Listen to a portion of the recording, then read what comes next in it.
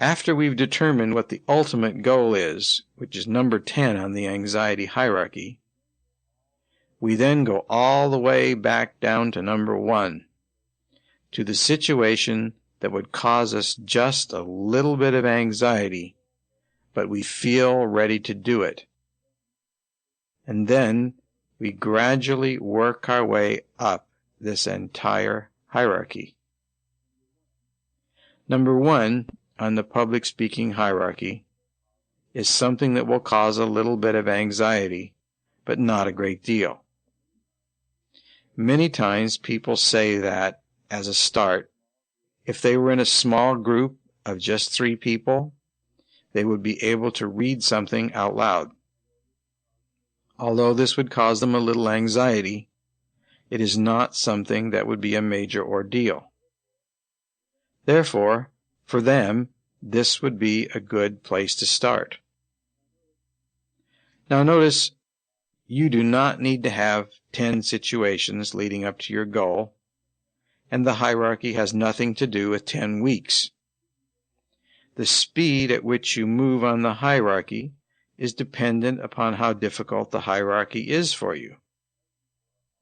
Some people are also able to move faster on some hierarchies than others. So we never schedule a hierarchy down to exact steps to take on precise dates. We need to be flexible concerning our hierarchies, and you need to be in charge of your progress. There are some days when you have had a very hard day and may not feel like you can do much. That is okay. It happens to everyone, and just by showing up at the group meeting and being in the presence of others with social anxiety is a positive achievement. In the behavioral group, as with the cognitive therapy, we do not want to pressure ourselves or force ourselves too hard. We do want to make progress and move forward, but we never want to jump too far too fast. So we always say the hierarchies are editable and changeable. Just because you fill out a hierarchy sheet with 6 steps or 10 steps doesn't mean you'll need to hit every single step. It also doesn't mean that you won't find an intermediate step in there that you fail to write down. Week by week, since you want to make progress, you will have a fairly good idea of what you need to do. Let's continue on with our example hierarchy for public speaking. Number 2 on your list may be reading while sitting down in a group with 6 to 8 members. And number 3 on your hierarchy may be speaking about something that happened to you during the past week. Then, after you have practiced these steps and are beginning to feel more comfortable with them, you move on to step number 4 on the hierarchy, which could be standing up in front of the room and reading a short passage. Number 5 on the hierarchy could be standing up in front of the room, reading a short passage, and glancing up more at the audience, catching people's eyes from time to time. At the Social Anxiety Institute, we use a video camera to give you an accurate, rational portrayal of how you are doing. Using the video camera could fit in anywhere on the hierarchy because the camera adds a little anxiety to what you're doing, although people adjust to its use fairly quickly. Once people get used to seeing themselves on camera, they are usually surprised that they come across so well and are doing a good job at whatever step they are working on. We also use a microphone, and speaking into it could be one of the next steps on the hierarchy. Adding more people to the group or adding a new face or two could also be additional steps. All the while, though, you need to use your rational self-talk concerning your presentation beforehand, as well as after you're done. using the cognitive therapy you have already learned. Remember that your brain hears and believes everything you say, so you need to be honest with yourself and give yourself some credit when you work on your anxiety hierarchy. You may not always feel better right after your performance, because the ants are still lying to you.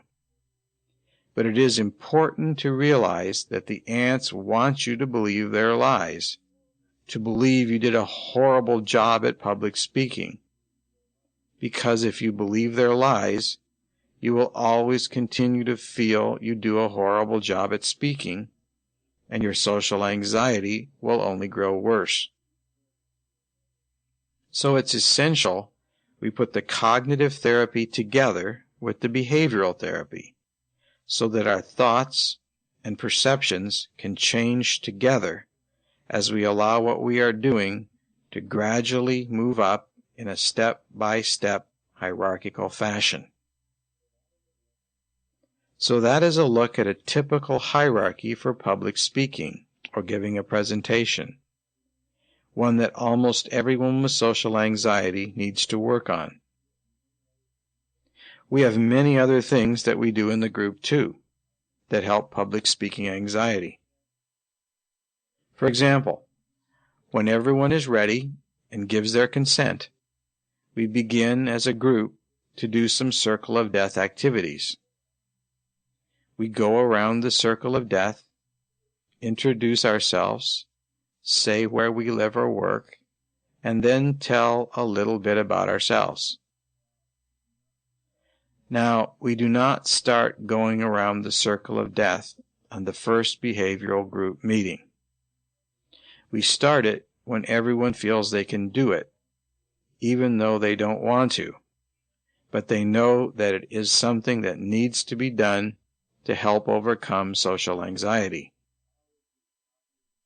I always give cognitive instructions to the group first, explain what we're doing thoroughly, and then we go around the room. It is important to allow yourself the option to make mistakes. Every human being makes mistakes, goofs up, stutters, and mingles words together.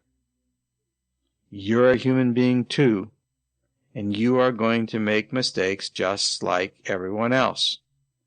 So what? It's no big deal. That is what we have the group for. We need to make mistakes sometimes because they tell us we're on the right track, and we can now handle them better than we could in the past.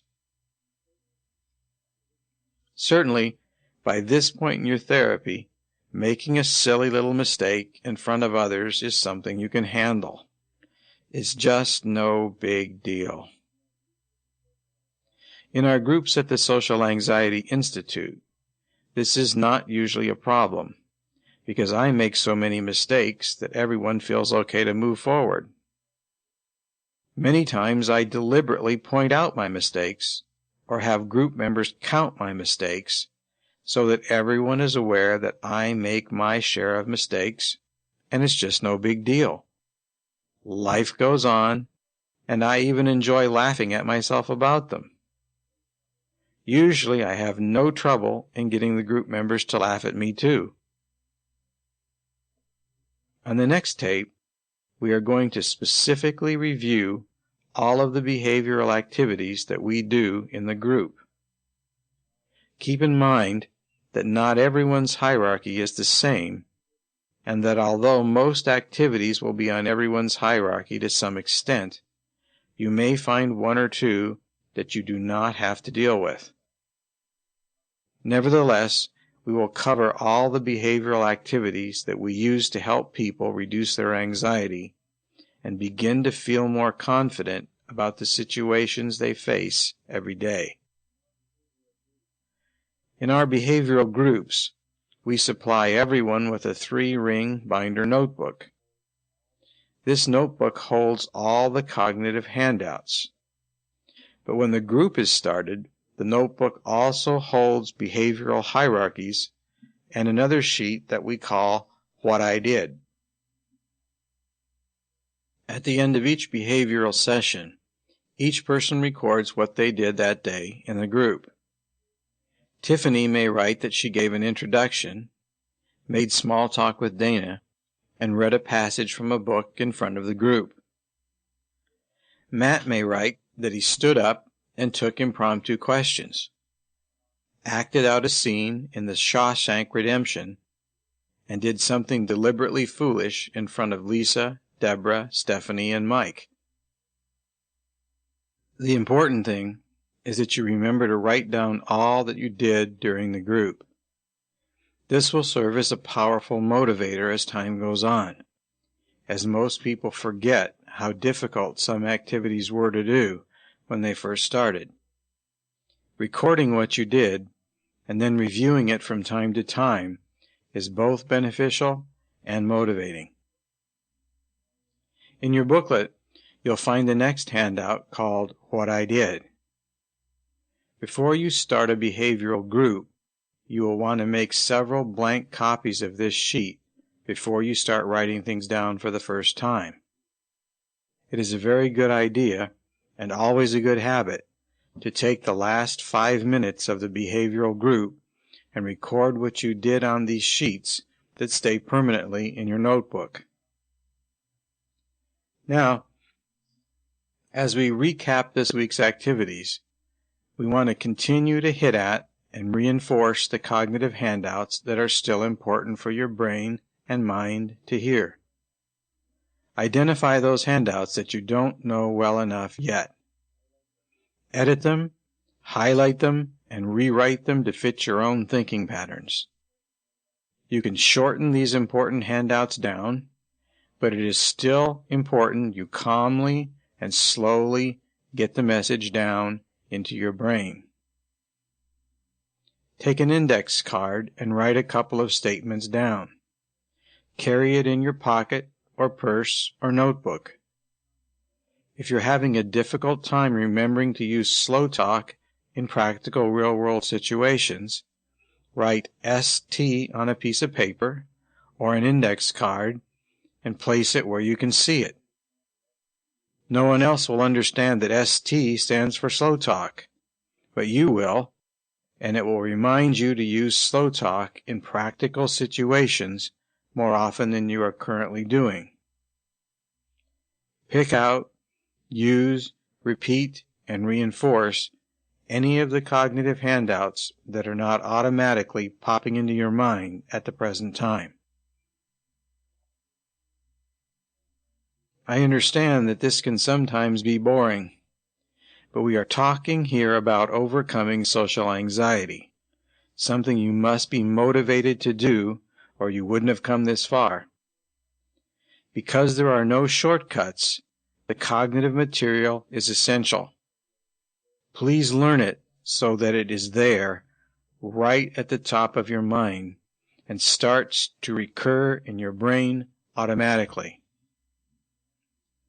This week, we began the behavioral portion of the therapy in earnest.